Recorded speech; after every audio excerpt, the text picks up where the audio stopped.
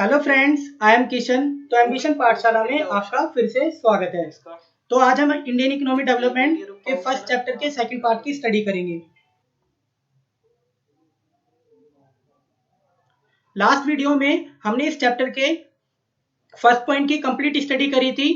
अगर आप इस वीडियो को देखना चाहते हैं तो आप प्लेलिस्ट में जाकर इस वीडियो को देख सकते हैं। तो आज हम इस चैप्टर के सेकंड पॉइंट की कंप्लीट स्टडी करेंगे, feature of Indian economy on the eve of independence. मतलब इंडियन इकोनॉमी की क्या विशेषताएं थी, किस पोजीशन में थी, क्या कंडीशंस थी, इसकी कंप्लीट स्टडी करेंगे।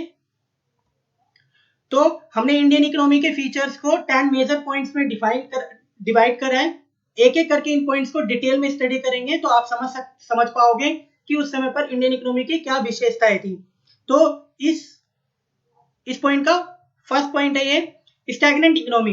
तो इंडिपेंडेंस के टाइम पर इंडियन इकोनॉमी कंप्लीटली स्टैग्नेंट थी। तो स्टैग्नेंट इकोनॉमी हम क्यों कहते हैं उसको समझते हैं। स्टैग्नेंट इकोनॉमी उस इकोनॉमी को कहते हैं जहां पर इनकम ग्रोथ रेट बहुत कम होती है या तो होती नहीं है। तो देखो, इंडियन इकोनॉमी की जो इनकम ग्रोथ रेट थी बिटवीन 1960 से लेके 1945 तक जस्ट 0.5 थी। तो आप आइडिया लगा सकते हो, सपोज कर सकते हो तो कितनी घटिया लेवल की ग्रोथ रेट थी। इसलिए हमें इसे इंडियन इकोनॉमी को स्टैग्नेंट इकोनॉमी बोला था। और दूसरा पॉइंट देखो, बिटवीन 1925 टू 1950 0.1%, मतलब ना के बराबर ग्रोथ रेट थी। तो owing to stagnant economy bulk of population lived in poverty, मतलब स्टैग्नेंट इकोनॉमी होने के कारण इंडिया की बहुत ज्यादा बड़े पैमाने पर जो पॉपुलेशन थी वो गरीब थी। गरीबी के कारण लोगों का जो लिविंग स्टैंडर्ड था वो बहुत ही ज्यादा खराब था, मतलब वो अपनी बेसिक नीड्स भी पूरी नहीं कर पाते थे।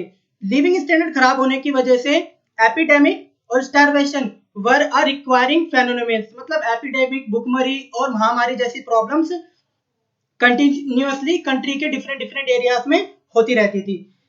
Second point, backward economy. मतलब बैकवर्ड इकोनॉमी का मतलब होता है पिछड़ी हुई अर्थव्यवस्था। तो इंडिपेंडेंस के टाइम पर हमारी इंडियन इकोनॉमी कंप्लीटली बैकवर्ड थी। तो हम बैकवर्ड इकोनॉमी किसको बोलते हैं? बैकवर्ड इकोनॉमी उस कंट्री को कहते हैं जिसकी per capita income remaining countries से बहुत कम होती है।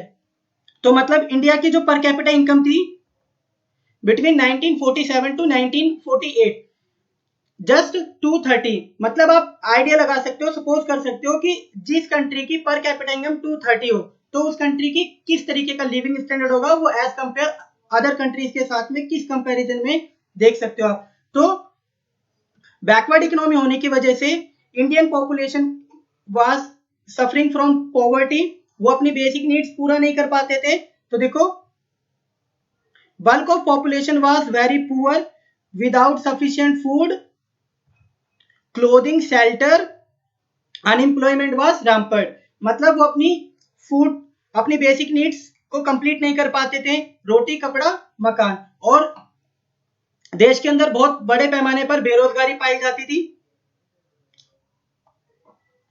Third point is agriculture backwardness.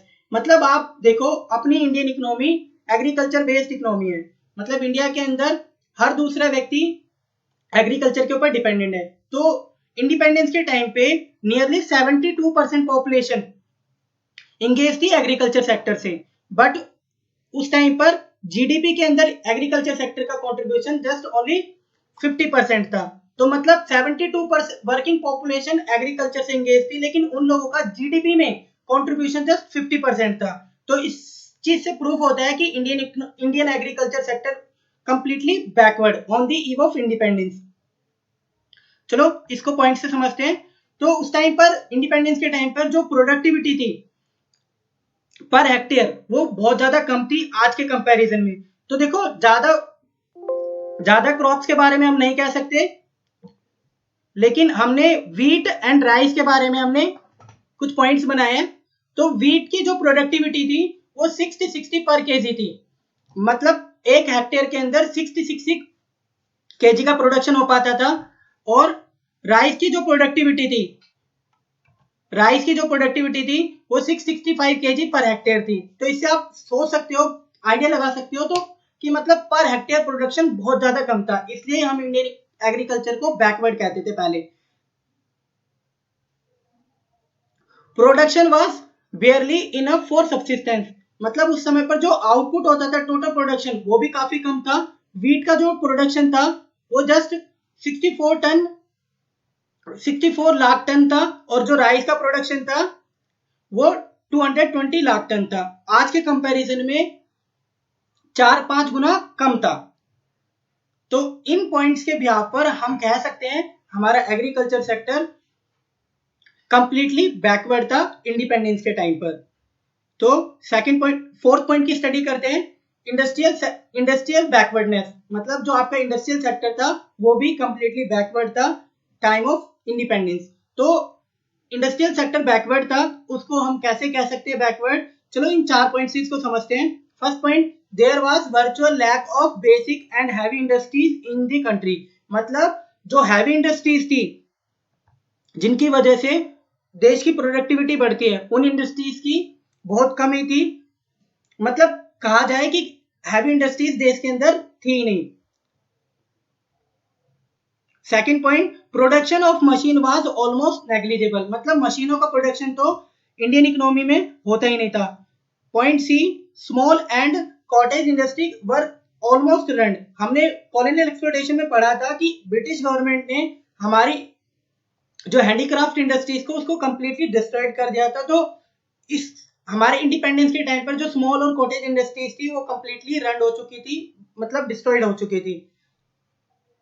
और हम जो कैपिटल गुड्स होते हैं वो कंप्लीटली हम फॉरेन गवर्नमेंट्स के ऊपर डिपेंड्स थे। तो इंडिपेंडेंस के टाइम पर capital goods were requirement by the Indian industries was depended upon the British, मतलब हमारा जो 50% ट्रेड सिर्फ ब्रिटेन के साथ होता था, तो हमें अगर कैपिटल गुड्स की रिक्वायरमेंट होती थी तो हम ब्रिटेन से डिमांड करते थे, इंपोर्ट करते थे। Fifth point is rampant poverty. Rampant poverty ऐसी पॉवर्टी होती है जिसका अंत कभी नहीं हो सकता। तो उस समय पर रामपंत पॉवर्टी हमने यूज क्यों करा ये वर्ड, इसको समझते हैं। तो देखो उस समय पर जो हमारी बल्क ऑफ पॉपुलेशन थी, वो बहुत ज्यादा पुअर थी। People were not getting 2 square meal a day, मतलब वो अपने 2 वक्त का भोजन भी नहीं अचीव कर पाते थे। दूसरा, third point is standard of living was very low, मतलब लोगों का जो स्टैंडर्ड ऑफ लिविंग था बहुत ज्यादा कम था, बहुत ज्यादा दयनीय स्थिति में था। D point, people were not able to fulfil their basic needs like food, shelter, cloth, तो मतलब जो लोग थे वो अपनी बेसिक नीड्स पूरा नहीं कर पाते थे, food, shelter, cloth. It was owing to widespread unemployment and massive literacy, तो पॉवर्टी की वजह से ही बहुत ज्यादा देश के अंदर बहुत ज्यादा अनएम्प्लॉयमेंट, बेरोजगारी पाई जाती थी, और बहुत ज्यादा लिटरेसी मतलब असाक्षरता पाई जाती थी। तो ये सारे पॉइंट्स हमें बताते हैं कि किस लेवल पे इंडिया के अंदर बेरोजगारी पाई जाती थी इंडिपेंडेंस के टाइम पर। पुअर इंफ्रास्ट्रक्चर, तो टाइम ऑफ इंडिपेंडेंस के टाइम पर, मतलब ईव ऑफ इंडिपेंडेंस के टाइम पर हमारा जो इंफ्रास्ट्रक्चर था, हमारी कंट्री का जो इंफ्रास्ट्रक्चर था बहुत ज्यादा खराब था। तो देखो इसको समझते हैं। तो इंफ्रास्ट्रक्चर के अंदर 2 तरीके के इंफ्रास्ट्रक्चर होते हैं, एक सोशल इंफ्रास्ट्रक्चर और एक होता है इकोनॉमिक इंफ्रास्ट्रक्चर। तो दोनों ही इंफ्रास्ट्रक्चर बहुत ज्यादा खराब स्थिति में थे। तो point A, power generation capacity was merely 2100 megawatt थी। Length of railway line was 53,596 kilometre थी। रोड लेंथ 155,000 किलोमीटर थी। तो इतनी जो डेवलपमेंट थी शायद आज इंडिया की किसी एक स्टेट के अंदर होगी, जो पहले पूरे इंडिया के अंदर थी। तो हम कह सकते हैं कि जो हमारा इंफ्रास्ट्रक्चर था इंडिपेंडेंस के टाइम पर वो बहुत ज्यादा घटिया स्थिति में था। तो इंफ्रास्ट्रक्चर के अंदर जो 2 तरीके की, एक सोशल इंफ्रास्ट्रक्चर होता है और एक इकोनॉमिक इंफ्रास्ट्रक्चर होता है। सोशल मतलब सामाजिक इंफ्रास्ट्रक्चर, तो सामाजिक इंफ्रास्ट्रक्चर में hospital, school, colleges, nursing homes को इंक्लूड करा जाता है। इकोनॉमिक इंफ्रास्ट्रक्चर जिससे विकास की गति तेज होती है, जैसे road, highway, communication, transport, electricity, internet, ये सारी चीजें हैं जो इसकी वजह से इकोनॉमिक ग्रोथ रेट तेज होती है। 7th point is heavy dependence on import, मतलब इंडिपेंडेंस के टाइम पर हमारे देश के अंदर कैपिटल गुड्स का प्रोडक्शन नहीं होता था। हम बहुत ज्यादा चीजों के लिए हम विदेशों के ऊपर निर्भर थे। तो देखो हम किन किन चीजों के ऊपर निर्भर, किन किन चीजों के प्रोडक्शन के ऊपर विदेशों के ऊपर निर्भर थे। First point, the country had depend on import of for machinery and other equipments of production. तो कंट्री जो मशीनरीज की नीड पड़ती थी कंट्री को, तो हम विदेशों के ऊपर डिपेंडेंट हो जाते थे। अदर इक्विपमेंट्स ऑफ प्रोडक्शन, उनके लिए भी हम विदेशों के ऊपर निर्भर थे।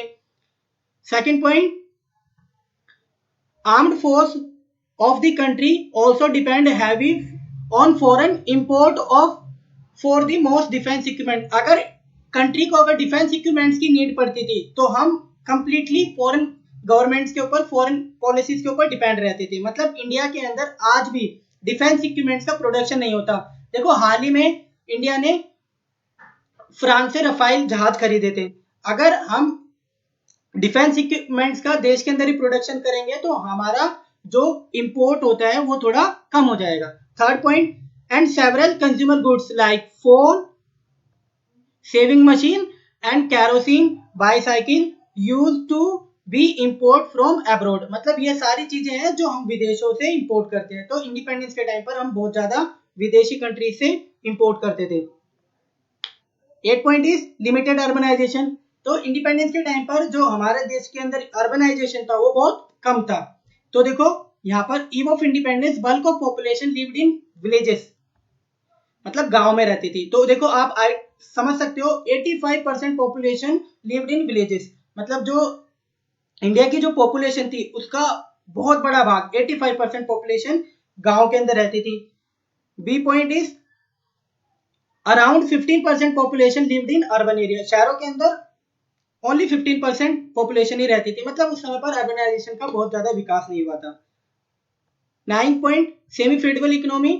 मतलब सेमी फेडरल इकोनॉमी हम एक तरीके से कह सकते हैं मिक्स्ड इकोनॉमी को कहते हैं। मतलब देखो on the time of independence Indian economy was neither वोली फेडरल और नॉर कैपिटलिस्ट। मतलब ना तो इंडिया पूरी तरीके से सोशलिस्ट इकोनॉमी थी ना ही कैपिटलिस्ट इकोनॉमी थी। इंडियन इकोनॉमी मिक्स्ड इकोनॉमी थी और आज भी इंडियन इकोनॉमी मिक्स्ड ही है। Last point is colonial economy. Colony economy हम पहले भी डिस्कस कर चुके हैं। कॉलोनी इकोनॉमी का मतलब होता है कि मतलब इसके अंदर एक रूलिंग कंट्री होती है और एक डिपेंडेंट कंट्री होती है। तो रूलिंग कंट्री जो डिपेंडेंट कंट्री होती है उसकी रिसोर्सेज को एज ए रॉ मटेरियल इस्तेमाल करती है और उसकी पॉपुलेशन को एज ए सर्वेंट यूज करती है, एज ए वर्कर यूज करती है।